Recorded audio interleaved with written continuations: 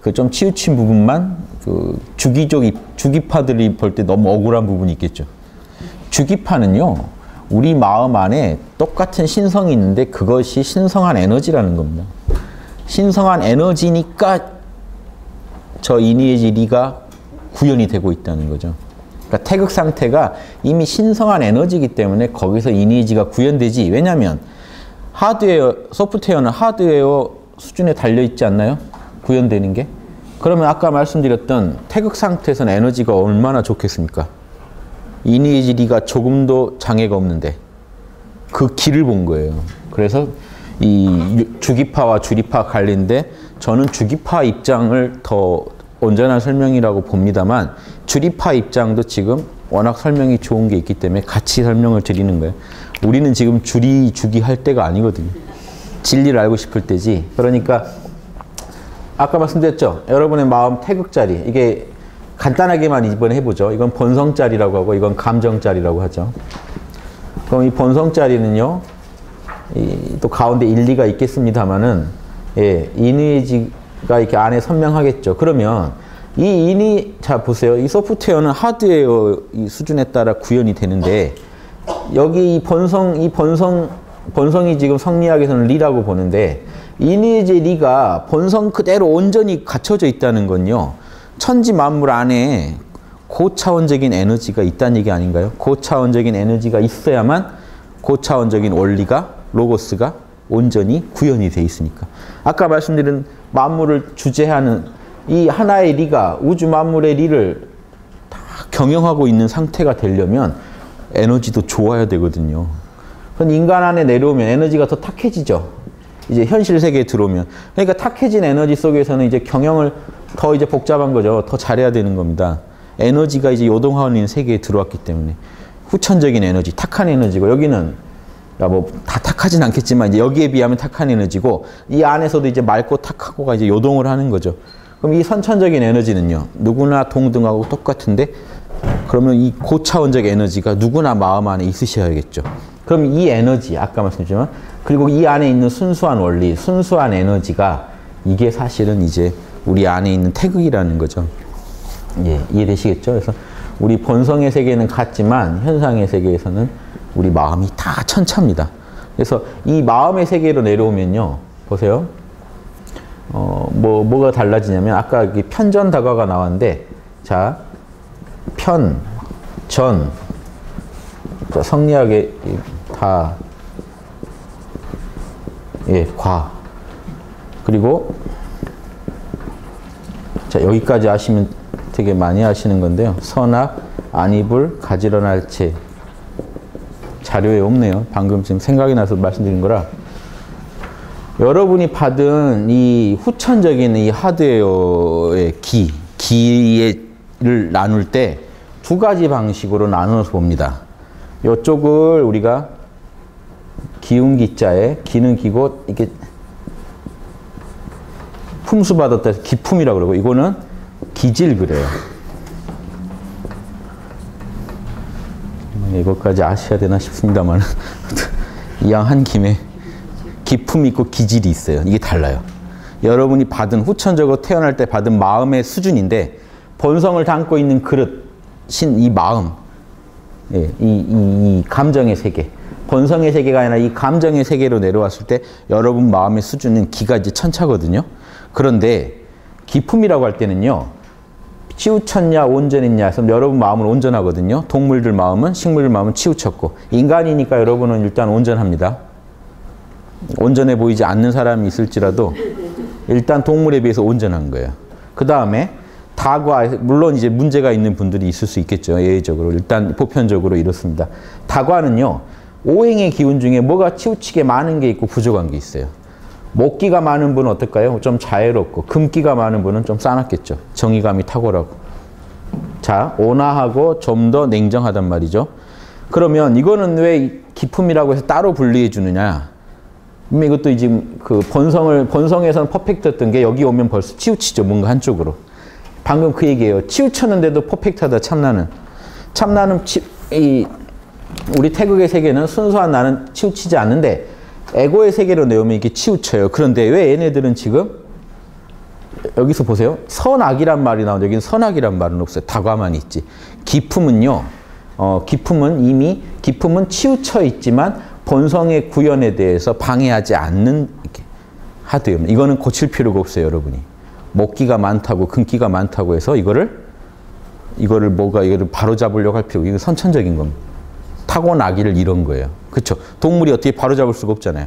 이건 바로 잡을 수 없는 영역을 말할 때는 기품이고 바로 잡을 수 없기 때문에 여러분이 나는 어떤 기질이야. 요즘 우리가 흔히 기질이야 할 때는 이것까지도 좀 기질이라고 하죠. 기질 중에 이거는 바꿀 필요가 없는 것들이에요. 요거는 바꿔야 되는 것들이에요. 성리학은 이렇게 정밀합니다. 이제 바꿔야 되는 이유가 나오죠. 선악이 부재.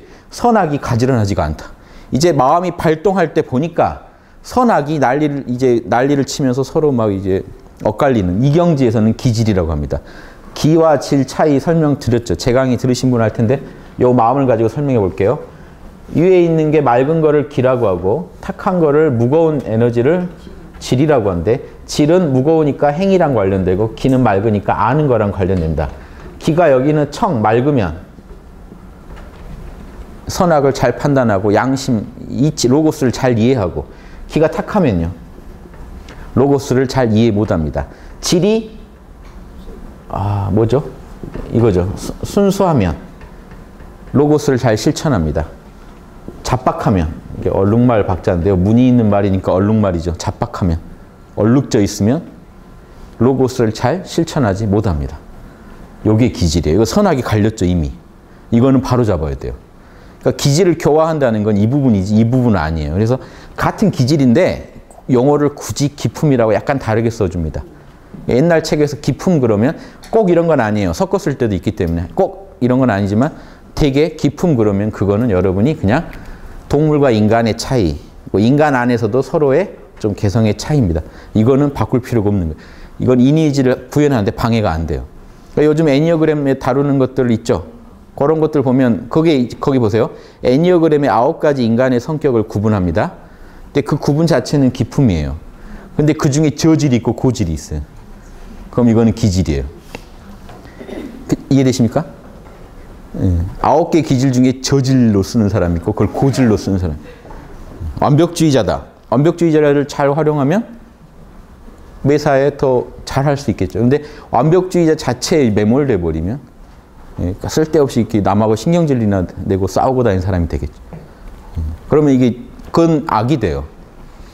하나는 선이 되고 선악이 갈리는 영역에서는 기질이라고 하고 선악 이전의 차원에서는 지금 기품이라고 한다. 요 정도 아시면요. 성리학 여러분도 일주일 만에 성리학의 달인이 될 수 있고 제 강의를 한 일주일만 들으시면 성리학을 이 강의를 몇 번 할지 모르겠는데요.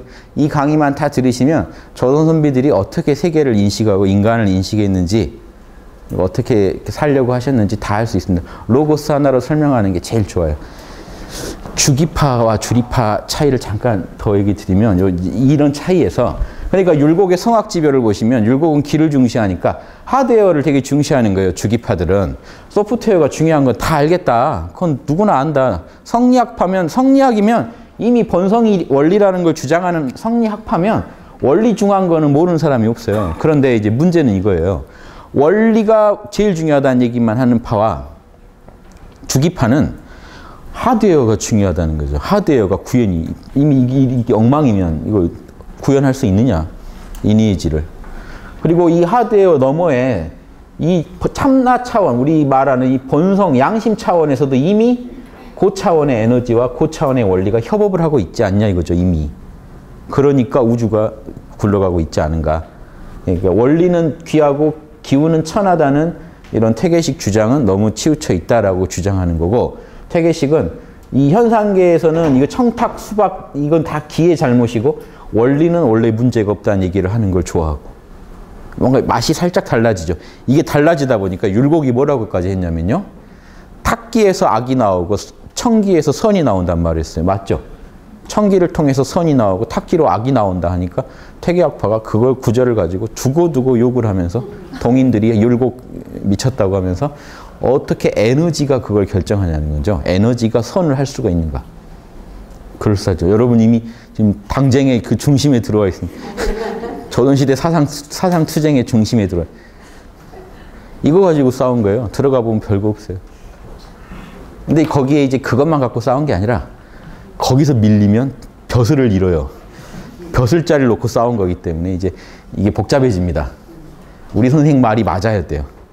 이제 왜냐면 저쪽에서 시비를 걸 때 선생 말을 갖고 시비를 거는 거예요. 율곡, 서인, 이런 말도 안 되는 주장을 하는 데들입니다. 저기가 하고 이제 왕한테 찌르는 거죠. 세상에 선이 천기에서 나온다고 하는 애들이 뭐 어떻게 맡깁니까? 이쪽에서는 전애들은 길을 모릅니다. 그러니까 율곡의 성악지별을 보면 기질교화가 크게 주제가 됩니다. 기질을 바꿔야만 양심이 밖으로 나온다. 기질이 정화돼야 참나가 나온다. 양심이. 퇴계는 원리를 알면 양심이 나온다. 묘하게 다른데 같아요. 같은 얘기인데 어디에 초점을 두냐에 따라서 이게 말이 좀 달라진 거에서 나중에 거기에 이제 이권이 붙으니까 조선시대는 이제 당파 싸움에 그 소용돌이로 빠진 겁니다. 이제 이권 때문에. 이권을 뭘로 포장합니까? 이 사상의 그 차이로. 사실은 저 벼슬자리 가고 싶은데 저 자리에 있는 게 태계제자란 말이죠. 끌어내리고 싶어요. 그럼 태계를 공격하는 겁니다.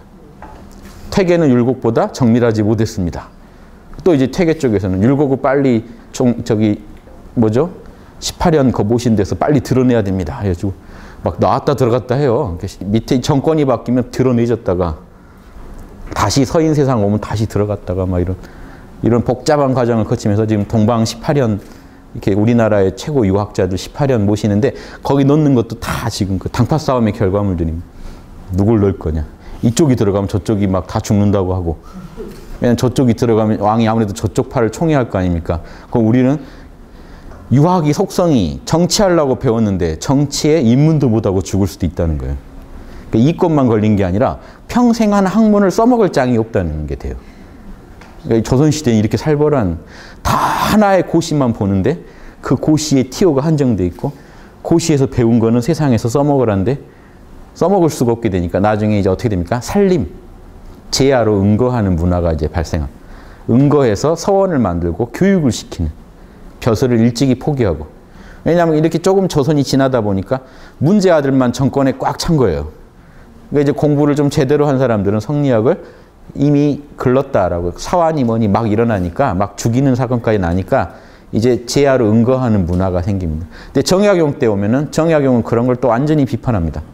유학이 정치하려고 배웠는데 응거할 것부터 생각하니 이거 불교의 폐단이다 해가지고 또 갑자기 불교를 욕하면서 그래서 조선 살림 문화를 또 비판합니다.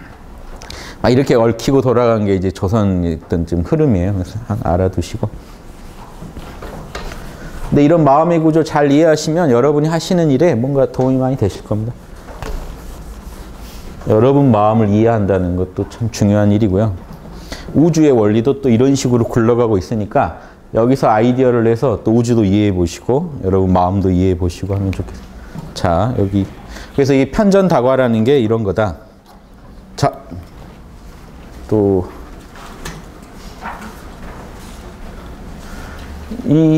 지금 이런 것들이 조금씩 읽히시죠? 너무 다 이해하려고 하지 마시고요. 그래서 아까도 말씀드린 조선 500년간 최고의 천재들이 연구한 학문이니까 약간 어려워하면서 공부하시는 게 예의에 맞습니다. 왜냐하면 너무 쉽게 제가 설명해 드리면요. 쉽게 설명해 드리는 폐단이 있어요.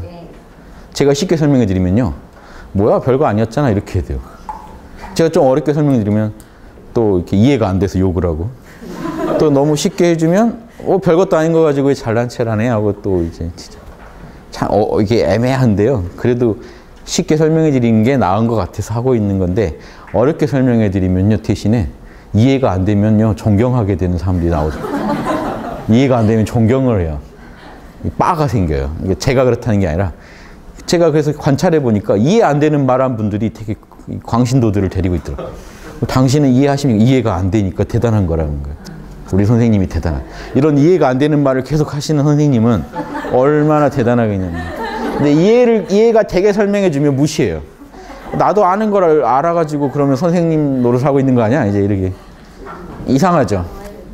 에고가 이래요. 에고는요, 누울 자리를 보면 반드시 다리를 뻗기 때문에 누울 자리를 안 줘야 되는데, 원래. 어떻게든 이게 경중을 따져봐서 이건 어쩔 수 없다. 불가피하다 하면 해야죠. 그래서 저는 일단 제 방침은 제가 좀 지적을 받더라도 좀 무시를 받더라도 쉽게 설명한 쪽을 택하는 거죠. 쉽게 설명해야 알아들으시고 뭐라도 얘기하시면 일단 제 목적은 이룬 거니까. 그래서 쉽게 설명하려고 하지만 그래도 워낙 어려운 내용이 있고 또 예의상 조금 어려워하시는 게 옛날에 고생하신 분도 계신데 뭐 이런 거 가지고 500년간 그래? 뭐 이러면 좀 제가 또 뭔가 좀 찜찜함이 생기죠. 소개를 잘못했나 싶기도 하고 그러니까 아마 성숙한 인격을 가지신 분 아마 이런 얘기 들으시고도 이게 재밌다. 조선시대 의미 있다. 뭐 그분들도 대단했구나 이렇게 하실 텐데 자기가 조금 이해되면 무시하는 사람들이 있어요. 그러면 그런 분들은요. 꼭 그러면 그 설명해 주기 전에 몰랐잖아요. 그런 건 기억 못 해요. 원래 알고 있던 것처럼 생각합니다. 너가 설명 안 해줬어도 내용이 워낙 쉬운 거 보니까 나는 어떻게든 알게 돼 있었어. 설명해 준 넌 뭐 가상한데 그래도 뭐 대단한 건 아니야. 이제 이렇게 접근하시는 분들이 있어요. 에고 노름이 참 이게 무서운데 아마 탁 하고 박해서 그러실 거라고 생각합니다. 이 기회를 빌어서 좀 하고 싶은 얘기 좀 하고 다시 갈게요. 이유 맥락 이건 쉽죠. 말이 로고스에는 맥락이 있다. 일정한 결이 있다는 겁니다. 질서가. 보세요. 리라는 말이 되면 리라는 이런 개념은 말은 조리를 말하는 것이다. 조리를 말하는 것이다. 이 재밌는 게 조리지위 하면 도치할 때 또 지자를 쓰거든요. 조리를 말한다 해서 말한다가 뒤에 있고 조리를 말한다가 조리가 앞에 있잖아요. 그럴 때 갈지자를 써줍니다. 근데 재밌는 게 한문 읽다 보면요. 이제 한국인들은요. 갈지자를 을로 읽어보면 말릴 때가 많아요. 편해요. 조리를 말한다. 그래서 갈지자를 을로 읽어서 말이 의거나 을이거나가 많거든요. 의 하면은 지 이러잖아요. 근데 갈지자가 의로 해석할 때가 을로 해석하면 편할 때가 있어요. 왜냐면 도치할 때 갈지자를 많이 써주거든요. 목적어 같은 거 앞으로 뺄 때. 그래서 조리를 말한다. 직상직하 위로 똑바르고 아래로 똑바르고 딱 바둑판처럼요. 곧다는 겁니다. 위아래를 관통하면서 옥기둥같이 이렇게 반듯하다면 반듯해서 자본지말 뿌리부터 저 말단까지 금줄이 쫙 이어진 것 같다는 겁니다. 몇 장이요? 지금 제가 하는 거죠? 상오. 상오를 보시면 됩니다. 뿌리부터 말단까지 금줄이 쫙 이어진 것 같이 면면하게 이어져 있다는 겁니다. 그래서 자, 그게 이제 이것도 지우고 아까 그거 다시 그릴게요. 성리학 별거 없죠? 그냥 이것만 계속 그리면 돼요. 인의예지 그려놓고 인의예지 그려놓고 우리 마음의 세계 그려놓으면 돼요. 자, 여러분 마음 여긴 태극입니다. 여긴 태극의 세계고 저 안에 가장 근원적인 이제 무국이 있다 치더라도 태극 안에서 지금 정보들 어떻게 갈무리하고 있습니까? 인이라는 정보, 의라는 정보, 예절, 조화를 이루라는 정보, 지혜, 자명하게 판단하라는 이런 명령어들을 요 안에 딱 품고 있어요. 그랬다가 이게 요 자리가 사실 이제 신이 되는 거죠. 일리, 하나의 원리. 나눠지지 않은 원리. 그것도 쪼개져 있는 로고스잖아요. 나눠지지 않은 로고스. 이게 신입니다. 주리파에서는 이게 그대로 신이에요. 주기파에서는 이 원리랑 플러스 일기가 같이 작용해서 신의 작용을 하는 건데 주리파에서는 그냥 로고스가 그대로 신이에요. 그럼 서양 철학들 보면 주리파예요. 서양 철학이. 왜 주리파냐면요. 우주를 이루는 그 아리스토텔레스 구분 보세요. 형상인. 우주에 4가지 원인이 있거든요. 진료인. 또 뭐 있죠? 목적인. 작용인. 서양은 이게 주리파라는 이유가 이게 우주를 이루는 4대 원인이에요. 형이상학적인 이 원인들인데 보세요. 형상이 지금 우주의 로고스입니다. 우주의 형상을, 질서를 부여하는 원인이에요. 진료는요. 이게 우리가 말하는 이제 동양 철학의 기죠. 재료를 가지고 질서를 부여할 거 아닙니까? 똑같아요. 저쪽도 다 리기론이 있어요. 진료를 형상과 진료가 제일 중요해요. 그러니까 이게 양대 원인이에요. 우주에. 리기예요. 질서와 에너지. 그런데 우주의 목적이는 결국 이 진료의 변화는 뭘 목적으로 가는 거죠? 우주는 어느 방향으로? 로고스를 향해 가요. 로고스를 구현하려고. 로고스가 목적인입니다. 그리고 이 우주적인 이런 변화는 누가 일으키는 건가요? 로고스가 일으켜요. 주리파 맞죠? 주기파라면 작용은 기가 한다고 주장해야 돼요. 다 똑같은데 작용은 기가 해요. 변화는 기가 일으키기 때문에. 근데 주리파들은 그 보이지 않는 로고스, 정보가 변화를 일으키기 때문에 변화의 원인은 리에 있다고 봐요. 그래서 태계는 리가 발동한다고 주장했고 율곡은 발동은 기가 하는 거라고 주장해서 주기, 주리가 대립됩니다. 태계, 율곡이 둘이 바로 싸운 게 아니고 고봉 기대승 선생이랑 싸운 건데 율곡은 기대승 선생 의견을 지지하면서 이제 학파적 대립을 할 때는 태계 학파를 율곡 학파가 이런 식으로 부정합니다.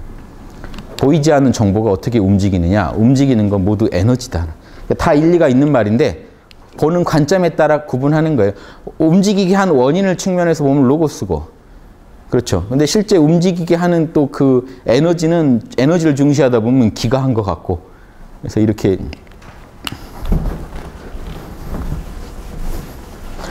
서양 철학의 핵심을 지금 한번 살짝 훅 찌르고, 좀 개콘에 나오더니 훅 찌르고 훅 들어갔다 훅 나온 서양 철학 핵심을 아시겠어요? 우주의 4대 원인이 결국은 리기로 수렴된다는 거예요.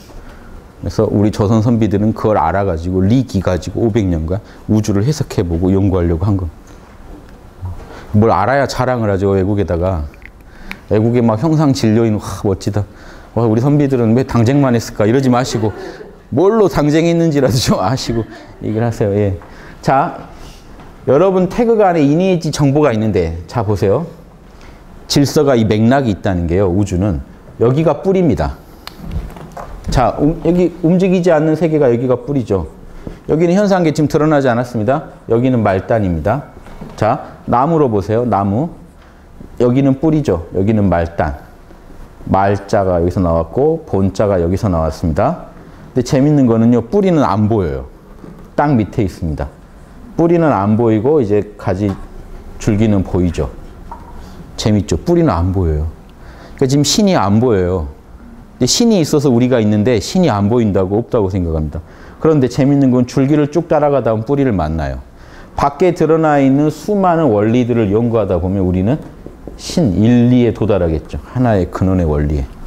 예, 이 원리로 성리학자들은 연구합니다. 말을 추적에 들어가면 본에 도달할 수밖에 없다는 거예요.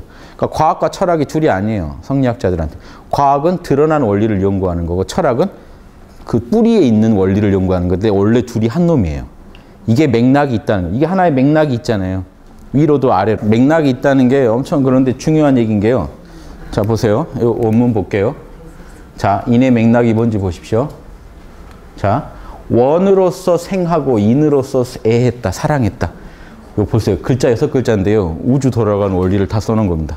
우주는, 신은 원을 써가지고 만물을 낳고 인의 이데아 로고스를 써서 사랑을 한다.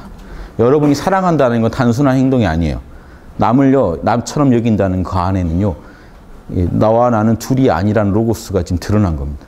사랑 자체, 이 감정 내는 것 자체가 성리학자들한테는 이 감정을 쓰는 것 자체가 창작이에요.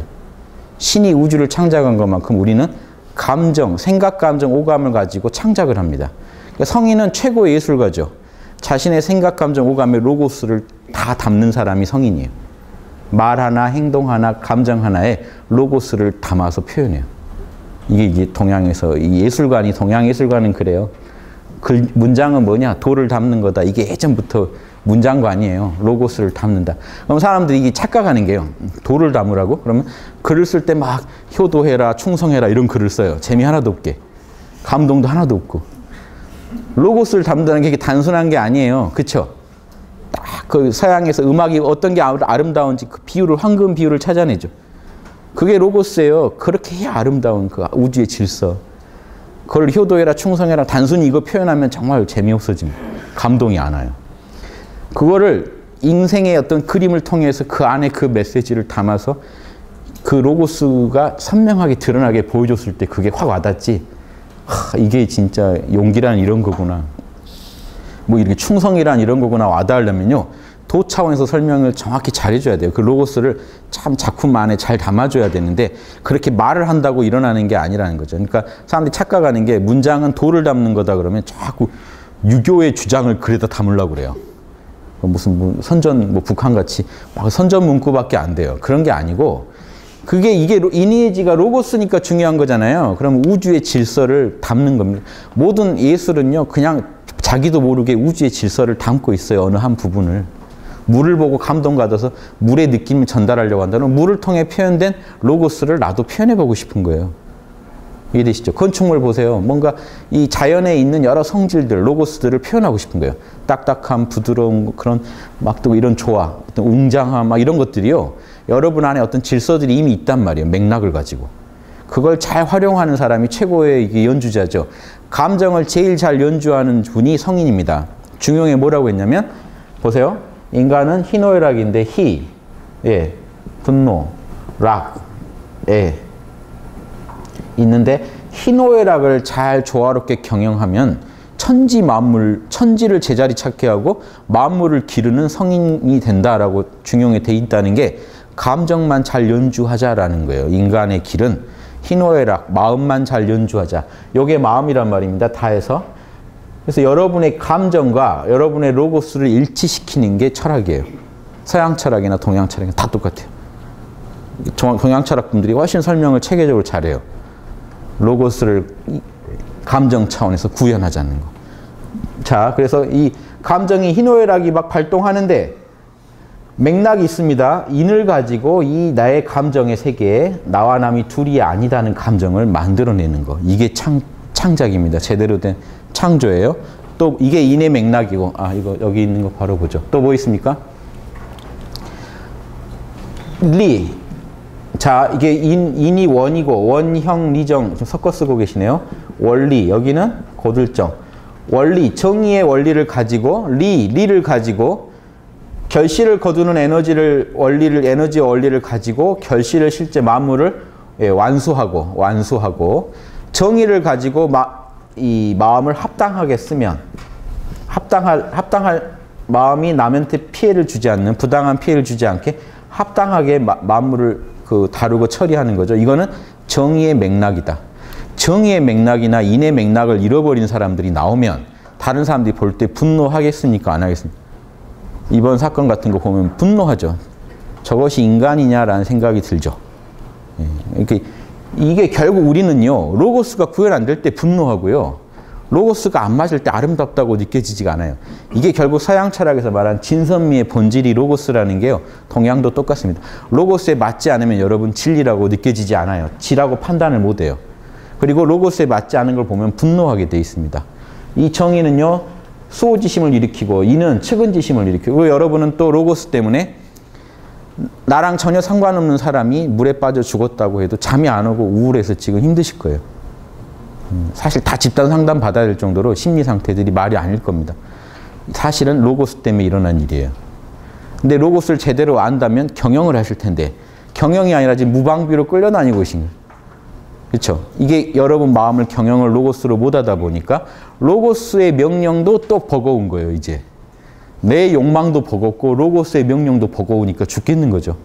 안에서는 화를 내라고 하고 난 좀 편하고 이제 나도 죽겠는데 안에서는 분노하라고 하고 그럼 양심의 명령과 내 에고의 명령이 이제 막 섞여가지고 길을 잃어버리시기가 쉬워요. 이해되십니까? 이거 아셔야 돼요. 여러분 마음이 이것 때문에 힘든데 이걸 모르시면 계속 지금 일은 더 악화될 거 아닙니까? 여러분 안에서 왜 이런 공감과 측은과 여기 정의감과 이런 예절 감각과 이런 시비 판단이 지금 자꾸 계산이 멈추지 않고 이루어지고 있는지 아셔야 된다는 겁니다. 여러분 마음 안에 원래 그렇게 프로그램이 돼 있기 때문에 무조건 이게 일어납니다. 이게 맥락이 이렇게 돼 있기 때문에요. 그래서 이건 의지의 맥락이고 자 보십시오. 이렇게 해서 이 뿌리부터 말단까지 뿌리에 있는 건 반드시 말단으로 올라옵니다.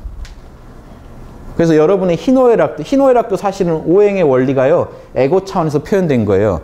예, 목적이 이루어지면 기쁘고 즐거워지다가 즐거움이 커지다가 이제 이루어지지 않으면 분노하고 슬퍼집니다. 쪼그라들음이 커져요. 이것도 오행의 어떤 하나의 질서 속에서 로고스 안에서 희노애락도 돌아가는데 더 고차원 원리인 희노애락은 에고 차원의 원리고요. 고차원 원리인 이니에지의 원리가 이 희노애락의 원리에 들어가가지고 이 사랑과 분별, 예절은 뭐로 발동하나요? 공손함으로, 공손. 예, 정의는 마땅함, 지혜는 선악을 잘 분별함으로 나타나서 희노애락을 잘 경영하게 해주면, 보세요. 희노애락이 어떤 사람한테 함부로 분노하려고 하다가도 그 사람에 대한 사랑, 그 사람에 대한 공손함, 그 사람에 대한 합당함, 나는 부당한 피해를 주는 게 아닌가. 그리고 내가 하는 판단이나 지금 내가 알고 있는 정보는 옳은가 하고 돌아보게 되면 중을 찾게 돼버립니다. 경영이 돼버려요. 양심 노트의 원리가 이겁니다. 양심 노트를 쓰시면 여러분은 희노애락을 경영하는 달인이 되시게 돼요. 그게 성인이라는 거예요. 동양의 철인이고. 매일 명상을 하고 그런 신성한 그 내면의 어떤 그 양심이 발현된 상태에서 인의예지, 나는 지금 내 희노애락을, 이건 에고의 희노애락도 관찰해 보셔야죠. 난 지금 뭐 때문에 분노하고 있는가? 뭐가 지금 나는 지금 뭐가 두려운가? 뭐가 갖고 싶은 것인가? 에고도 잘 들여다보시되 그 에고를 이제 처방을 어떻게 합니까? 인의예지로 처방을 해서 다시 중심을 잡아놓으면 여러분은 최고의 경영자고 지금 양심, 여러분 내면에서 양심 혁명이 일어난 겁니다. 욕심을 양심이 이제 누른 거죠. 이렇게 하면 로고스가 여러분 마음 안에서 이제 그 예수님이 하늘에서 로고스대로 이루어지고 있는 것처럼 땅에서도 그렇게 되었으면 좋겠습니다 한 그게 여러분 마음 안에서 찰나일지라도 일어나는 겁니다. 그게 이제 쌓이다 보면 여러분 마음은 로고스랑 하나가 되면 그게 논어에 나온 정심소욕 불유고, 욕망이 하자는 대로 해도 로고스에서 벗어나지 않는 경지에 도달하면 성인이라고 하는 거예요. 동양에서. 서양도 똑같고. 이해되십니까? 로고스로 설명해 보면 이렇게 돼요. 잘도 갖다 붙이네 이러지 마시고, 이게 진리니까 맞겠습니까? 그쵸? 제가 뭐 재주가 있다고 동서양을 막 갖다 붙이겠어요? 다 똑같은 것만 연구했기 때문에 이래요. 다 맞잖아요, 아기가. 그래서 본말이 하나의 맥락으로 꿰뚫어져 있으니까. 자, 보세요. 드러난 세계, 현상 세계에서 연구하는 이 형이하의 과학과 보이지 않는 이 태극의 세계를 연구하는 철학이 하나라니까요. 하나의 원리를 연구하고 있을 뿐이에요. 과학자도 철학자고 철학자도 과학자입니다. 다만 영역이 분명히 다른 부분도 있기 때문에 서로 존중해주면서 연구하면 결국 하나의 원리에 도달하게 될 거라는 거예요. 아인슈타인이 나는 신의 마음을 알고 싶을 뿐이다. 과학자로서 이렇게 얘기한 게 철학자의 마음 아닙니까? 결국 하나라니까요. 그래서 이렇게 아시면, 또 이분들은 철학자지만 과학자의 마음입니다. 우주의 원리가 하나라도 이 일리에서 안 나온 게 없기 때문에 결국은 우주 전체는 텅 빈 하나의 원리에서 나와서 굴러가고 있다. 그 하나의 원리는 우리 마음 안에 있고, 우리 마음 희노애락 경영하는 것도 그 원리대로 되어야만 우리가 올바른 인간으로 살 수 있다. 이거는 이렇게 써놓고 나면요, 마르크스 아울리우스인 그 책에 나온 명상록도 이 얘기고, 무조건 우리는 신의 로고스를 따라야 된다고 주장했던, 그렇지 않으면 인간이 아니라고 주장했던 그 명상록에 나온 내용이나 서양 철학자의 주장이나 조선 선비들의 주장이 다릅니까? 똑같죠. 뭔가 이렇게 희열이 일어나지 않으세요? 강요라도 해야죠. 자, 이거는 이제 인간의 마음에서 얘기고, 이런 맥락을 설명하려다 보니까 이제 이런 얘기도 하십니까? 양이, 음양을 양이라고 하죠. 음양에서 사상, 음양에서 사상이 갈리고, 둘이 넷으로 갈리죠. 음과 양이 갈리다 보면 뭐가 갈립니까? 자연스럽게 보세요. 위엔 양, 여기는 그러면 이쪽은요, 양에 더 가까운 거, 이쪽은 음에 더 가까운 거. 사상이 또 나뉘잖아요. 예. 그럼 이게 소양, 좀 작은 양, 적은 양, 요거는 그 소음, 적은 해서 이렇게 나뉩니다. 그렇게 해서 둘이 넷으로 나뉘면 결국 이 태극 안에서 얘기해요. 큰 이 태극을 그려놓고 얘기하세요. 희락, 봄, 여름, 그리고 가을, 겨울, 쪼그라드는 에너지랑 펼쳐진 에너지, 그 안에서, 그러면 여기서 아무리 쪼개도 이 맥락 안에서 다 돌지 않겠습니까? 그러니까 그럼 음양 사상에서 1096에 이르기까지, 근데 제가 계산해 보면 자꾸 이렇게 둘러 쪼개면 4096이 나와요. 그래서 혹시 이 1000이 4096을 말씀하신 게 아닌가 싶어요. 맥락이 그렇게. 그러니까 우주 이치, 이게 주역 가지고 얘기한 겁니다. 음양이 쪼개져서 우주가 굴러가도 그렇게 되지 않겠는가. 그것도 지금 하나의 맥락이라는 거예요. 자, 보세요. 우주의 수많은 그 로고스들요, 그림을 그려놓은 게 8개입니다. 우주의 8가지 로고스를 그려놓은 거예요. 자, 이게 왜 대단하냐면요. 제가 그때 주역 강의할 때도 드린 말씀인데 지금 여러분 불교 분들은 더 이걸 집중해서 보셔야 돼요. 이 종교는 서로 도와야만 진상이 드러납니다. 불교가 잘하는 건요. 마음 안에 있는 이런 시계작용 설명은 정말 잘하는데 자 보세요. 근원에 들어가면 비로자나불은 어떻게 생겼습니까? 그럼 마음법이 다 있습니다. 그래요. 그 마음법은 어떻게 생겼습니까? 지수화풍 결국 이런 거밖에 없어요. 그 설명은 유교가 끝내주게 잘합니다. 이 우주의 로고스 안에 들어있는 이런 DNA 막 게놈 지도를 만들듯이 이 유교는요. 그걸 분석해내는 그 자료가 예전부터 내려왔기 때문에 주역이나 팔계로 보세요. 그러니까 이게 그냥 불교로 말하면 텅 빈 공인데 공 안에 우주의 마음법이 들어있습니다. 불교는 그래요. 그래서 불교도 뭘 아니까 점 3개 찍어놔요. 천지인, 최상용, 법신보신하신 3의 원리. 하나는 반드시 셋으로 쪼개진다. 천부경이랑 똑같은 원리를 그려놔요. 그리고 좀 더 하면은 뭐죠? 또 만자. 이게 오행이죠. 중심을 가지고 오행으로 오행이 구르다 보면 이게 한 번씩 꺾어주니까 뭐가 되는지 아십니까? 8개가 돼요. 그래서 8 정도가 됩니다. 오행 8개가 들어있어요. 한 그림 안에. 근데 정확히 설명을 안 해준다는 거예요. 그냥 8 정도야 하고 넘어가요. 지수화풍 8 정도야. 그런데 유교는 이걸 가지고 더 구체적으로 분석해서 여기서 어떻게 만물이 나왔는지를 설명한단 말이죠. 요 간단한 원리들로. 그러니까 그 주역 보시면 보십시오. 이 태극 하나에서 음양에서 나누면 양, 그리고 양쪽, 음쪽 그래서 사상이 나오고 한번 또 가르면 8개가 나오고 이 8개를 가지고 이 각각의 로고스들을 그림으로 그려놓습니다. 여기 양이 제일 센 거, 음이 센 거, 그렇죠? 이제 양이 치고 올라가는 거, 양이 꽤 친 거, 양이 음을 포위한 거, 음이 양을 포위한 거, 음이 이제 시작된 거, 음이 이제 꽤 자란 거. 자, 이게요, 그림으로 로고스를 표현한 거예요. 우주는 이 원리로 굴러가요. 아까 이니지로 굴러가려고 했던 거를 그림으로 그리면 이걸로 굴러가요. 우주의 로고스를 그림으로 그리는 게 괴입니다. 그래서 보십시오. 수축, 양, 발산, 수축. 양이 하나 치고 올라가죠. 발동. 양이 지금 맨 끝에 있어도 더 못 가요. 정지. 불은 상승하는 힘이죠. 물은 하강하는 힘. 예, 이거는 음이 양을 저장하고 있는 힘. 요거는요, 예, 음이 양 밑으로 침투하는 힘. 자, 우주 만물을 움직이는 힘들이에요. 침투성, 저장성, 상승성, 하강성, 발동성, 정지성, 발산성, 수축성. 우주를 움직이는 이 로고스들이 우주 안에 있기 때문에, 뿌리에 있기 때문에 말단, 현상계에서는 반드시 그런 현상들이 일어나게 돼. 간략하게만 말씀드린 겁니다. 주역은 절에서 이렇게 연구하는 거, 점치려고 하는 게 아니에요, 원래. 우주를 움직이는 원리가 있어서 공자님이 이래서 연구한 겁니다. 이래서 연구하니까 제자들이 도대체 점치는 책 왜 공부하세요라고 당시에도 부끄러워했어요. 공자님이 아니야, 이 안엔 도가 있어 하고 공부해요.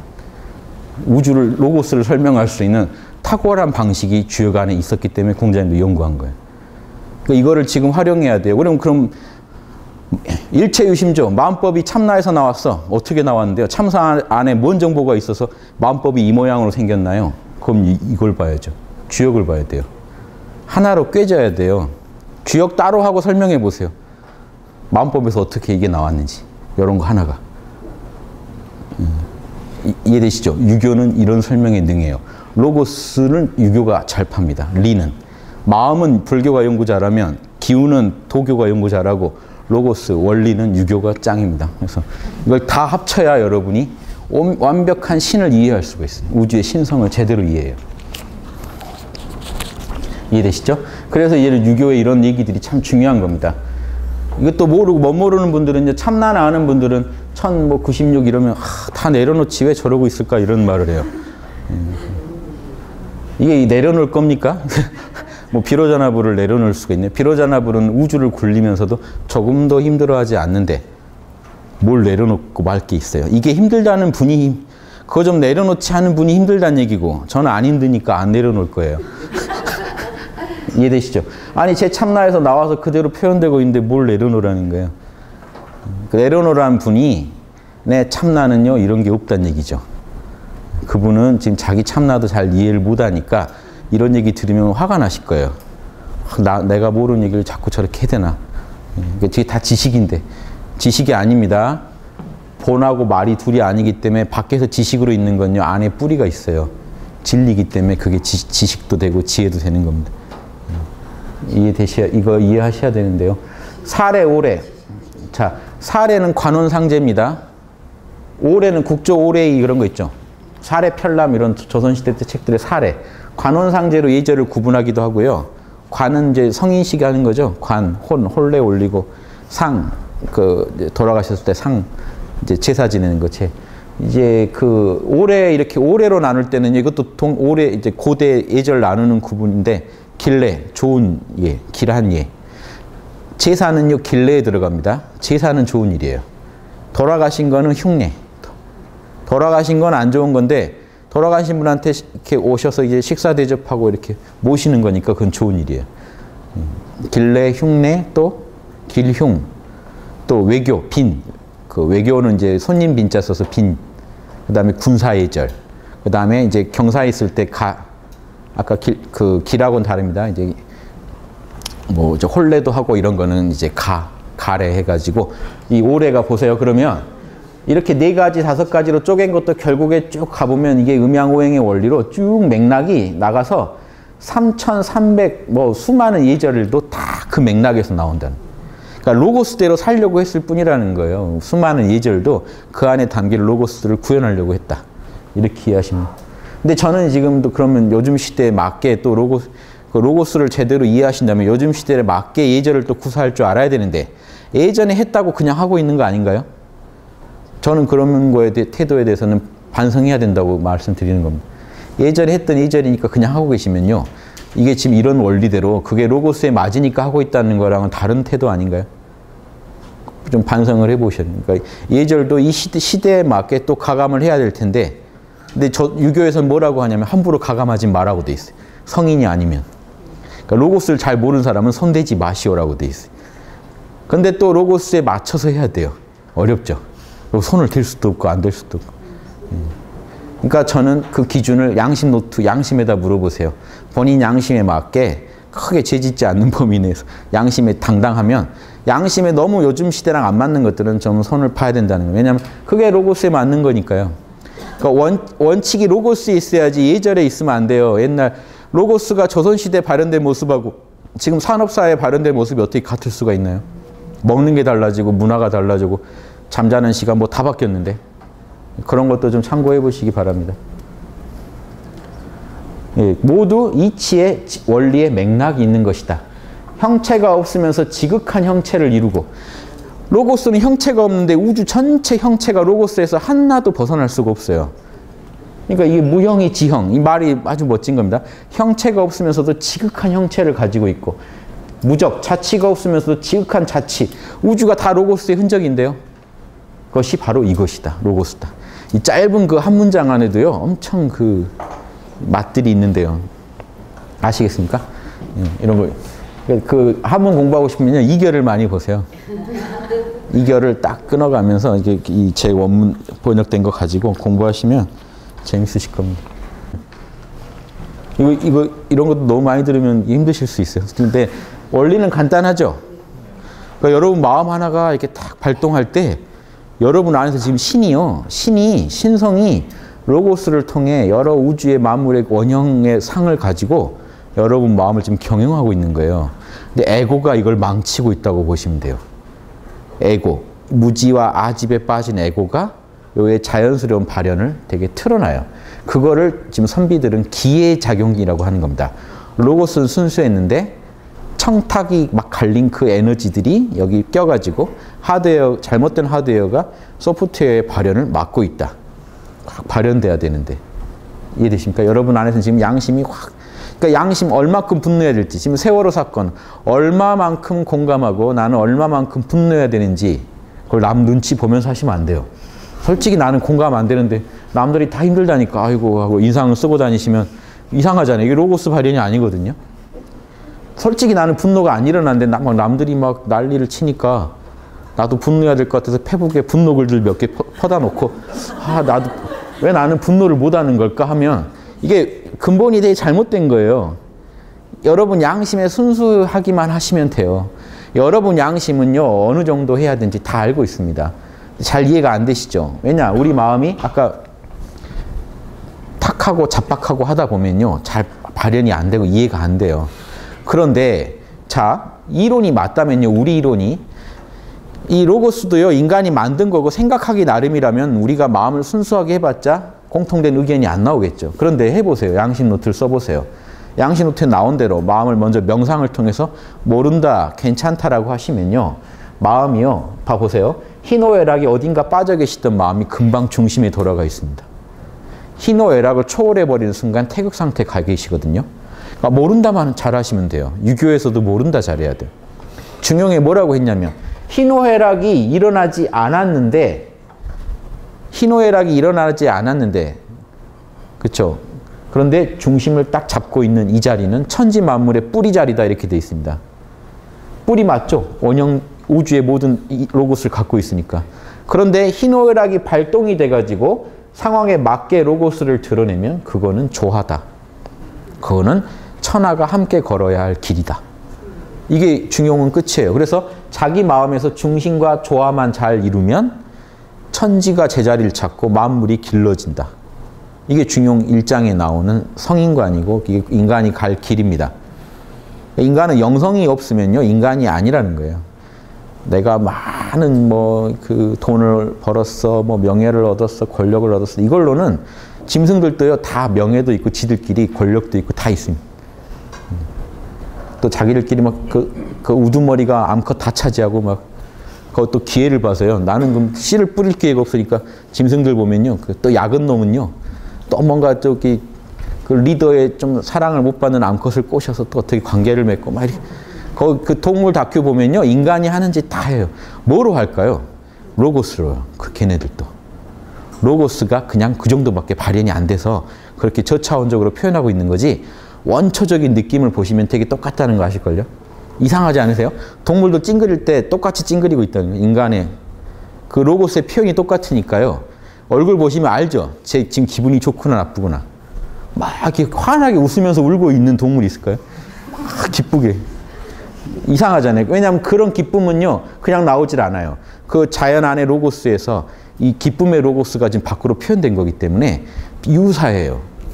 동물이나 인간이나 그 인간들끼리도 보세요. 전혀 다른 문화에 살아온 그런 흑인과 백인과 동양인 얼굴 표정 쓸 때 보면 똑같이 씁니다.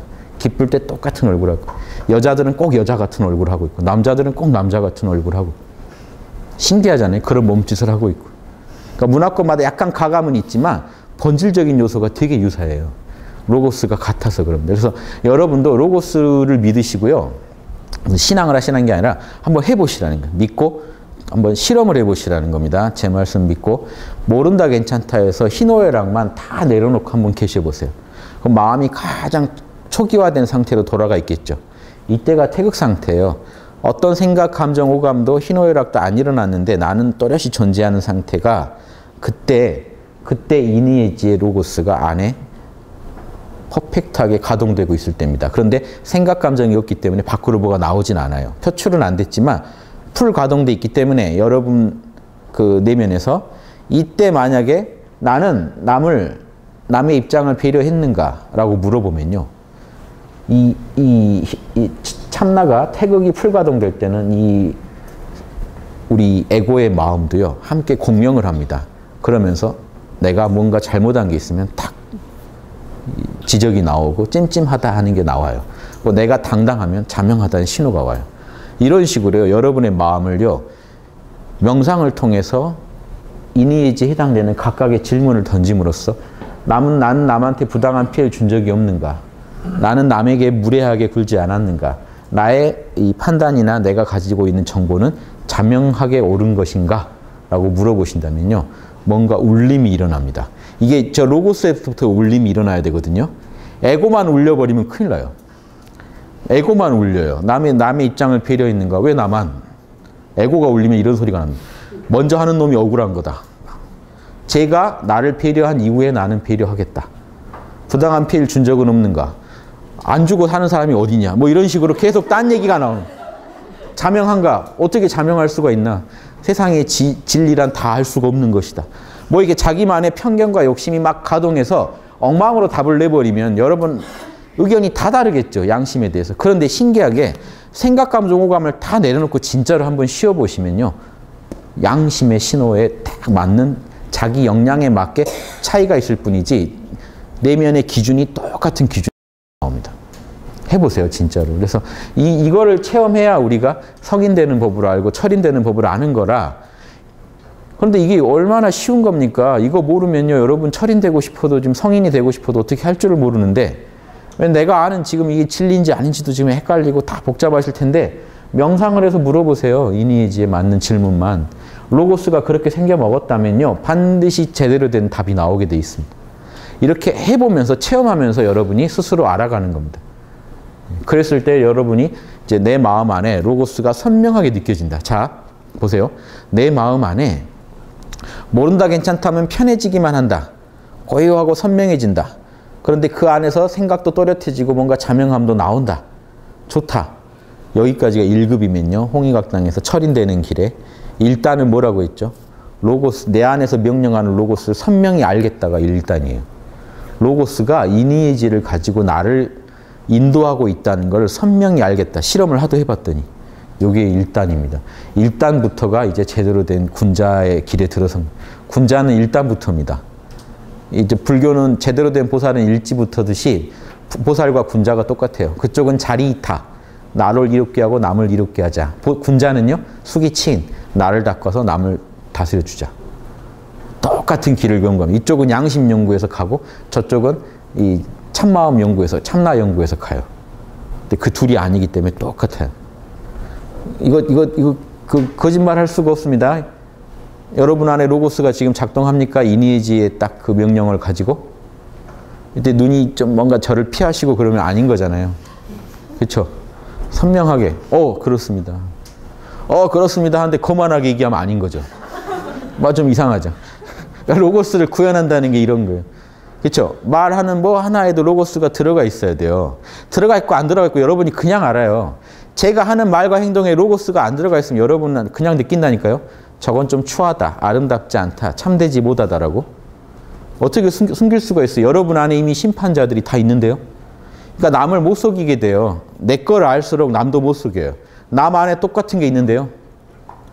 이해되세요? 나만 알고 있어야 되는데 속일 수가 있는데 남도 알고 있는데 어떻게 속여요? 이해되시죠? 이래서 이제 제대로 된 보살도나 군자도가 이루어집니다. 불교에서 보살도 그러죠. 유교에서는 군자지도 그래요. 군자의 길은 이렇게 늘 중용에는 군자의 길은 이러고 얘기가 시작됩니다. 군자도와 보살도가 같은 거기 때문에 남 안에도 똑같은 로고스가 지금 판단하고 있어요. 그러니까 남 속이려고 하지 마세요. 애도 못 속여요. 애 안에도 똑같은 로고스가 지금 작동하고 있어요. 내가 아직 성숙하지 못해서 왔다 갔다 할 뿐이지 똑같은 뭔가 지금 성숙되지 못한 부분만큼 오류가 있을 수는 있어도요. 기본적으로 똑같은 지금 작용을 안에서 하고 있다는 거 아시고 존중하고 얘기를 해야만 저쪽도 쉽게 대화가 되죠. 만날 때마다 사기치는 삼촌을 따르겠습니까? 거짓말은. 저 사람은 좀 말이 신뢰할 말 못해. 애들 다 판단합니다. 그쵸? 나이가 어리다고. 그런 기본적인 자질이 없는 게 아니에요. 말을 어떻게 배울까요, 사람이? 신기하지 않으세요? 말을 배운다는 게. 안에 기본 자질을 다 갖고 있어요. 그래서 건드리면 나옵니다. 로고스 안에 다 말도 하고 살게 다 프로그램이 돼 있기 때문에 다 그냥 건드리면 그냥 나와요. 주변에 하는 말 듣고 그냥 따라해요. 갑자기 얘가 막 형용할 수 없는 욕을 한다. 그럼 누워서 들었겠죠. 누군가가 하는 거를. 듣고 또 그 말이 본인한테도 와닿은 거잖아요. 요 정도 얘기해줘야 세게 나가는구나. 상대방 기분을 아주 그냥 핥힐 수 있구나. 본능적으로 압니다. 어디서 그런 걸 배워서 할까요? 여러분이 가르친 게 아니잖아요. 나온 분도 모를 겁니다. 어떻게 이렇게 되는지. 우주 조화예요. 로고스의 뜻이 로고스대로 굴러가고 있어요. 짐승은 더해요. 일어나면 다 해요. 막 낳자마자 막 엄마 찾아가서 젖 빨고 또 어떤 놈은 부지런히 물 가까이 들어가야 돼요. 못 들어가면 죽는. 그럼 누가 물에 들어가라고 말한 적 없지만 부지런히 가요. 죽는다 하고. 그쵸? 이게 다 로고스의 뜻대로 굴러가고 있는 우주가. 인간이 망치고 있어요. 인간의 그 에고가 망칩니다.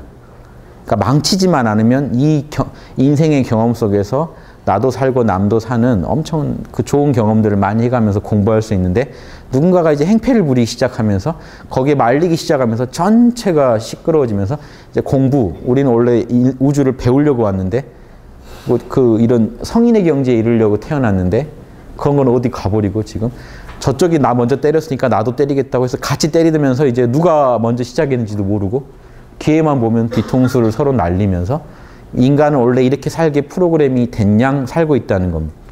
이게 옛날 성인들이 오면 한탄하는 기근. 소크라테스 죽일 때 그랬죠. 소크라테스 죽이겠다고 할 때. 당신들 나 죽이면 사는 보람이 없을 겁니다. 진선미 모르고 사는 건 사는 게 아니기 때문에 당신들 나 죽이면 진선미 얘기해 줄 사람이 없기 때문에 얘기만 못 해주나요? 모델이 돼줄 사람이 없잖아요. 나는 사실 지금 로고스대로 살고 있는데 로고스대로 사는 모델이 가버리면 이제 뭐라고 설명하기도 힘들 거고 따라하기도 힘들 건데 당신을 어쩌려고 이럽니까 하고 그쵸? 나한테 오히려 영빈관에서 좋은 식사를 쏘지는 못할 망정 어떻게 이럴 수 있느냐라고 얘기를 하잖아요. 그게 지금 다 똑같은 심정에서 나오는 겁니다. 로고스로 설명하니까 또 약간 맛이 다르죠. 같은 얘기들을. 저 혼자 이렇게 놀아요. 로고스로 해봤다가 기로 돌려봤다가 이제 참나로 돌려봤다가 하면 아버지로 돌려봤다가 하면 기가 막힌 것들이 나옵니다. 진리는 충돌시킬수록 더 자명한 빛이 광명해져요. 진리는 의심으로 가는 거예요. 믿음으로 가는 게 아니고 믿음으로 가는 분들 다 어딘가 다른 사람의 에고의 편견에 따라가게 돼 있어요. 의심으로 가셔야만 혹시 이 사람 자명하지 않은 거 있지 않아 하고 따져봤을 때 여러분 양심이 밝아지고 여러분이 인의의지에 맞게 사는지 의심할수록 광명해지게 돼 있죠. 믿어버리면 어떻게 돼요? 나는 워낙 선생님을 잘 만나서 선생님만 믿으면 잘 될 거야. 100% 잘못됩니다. 의심해야 밝아지고 믿어버리면 어두워져요. 믿는 건 뭘 믿어야 되나요? 양심만 믿어야죠. 예, 편견과 무지를 따르면서 믿음이라고 포장하시면 안 돼요. 의심해야만 광명해집니다. 왜냐? 의심하라는 게 여러분 로고스의 명령이라서 그래요. 너 자명해라고 지금 명령하고 있는데요. 지혜 로고스가. 안다는 건 그런 게 아니야. 자명한 게 아는 거고 찜찜한 거 모르는 거야 라는 게 이 로고스 안에 이미 정보가 들어있어요. 남의 입장을 너처럼 생각해봐. 그게 인이야 라는 게 인의 로고스 안에 다 들어있어요. 예절, 남하고 조화를 이루고 그 문화권에 맞게 질서를 잘 지켜서 서로 자기가 언행을 드러낼 때는 조화 속에서 이루어져야 돼 하는 게 예절에 들어있어요. 너 잘났다고 하지 말고 정의, 예, 남에게 부당한 피해를 네가 당해서 싫은 걸 주면 안 되고 남한테 부당한 피해를 주면 안 돼. 너도 그런 피해 받고 싶지 않잖아 하는 정보가 말 이전의 정보로 정의 안에 들어있어요. 그래서 여러분이 모른다 괜찮다 해서 참나로만 돌아가시면 여러분 마음은 이 정보들이 로고스가 여러분 마음에 펼쳐지면서 여러분 마음을 인의의지에 맞게 바꿔놔요. 바꿔놨을 때 인의의지에 대한 질문을 하면 훨씬 잘 털리죠. 문제가 있던 부분들이. 그러면 성인대는 아주 그냥 엘리베이터를 타신 거고 아니면 혼자서 그냥 이제 헤매시는 거예요. 길을 모르고. 이런 얘기도 재밌는 것 같습니다. 예, 여기까지 하겠습니다. 수고하셨습니다.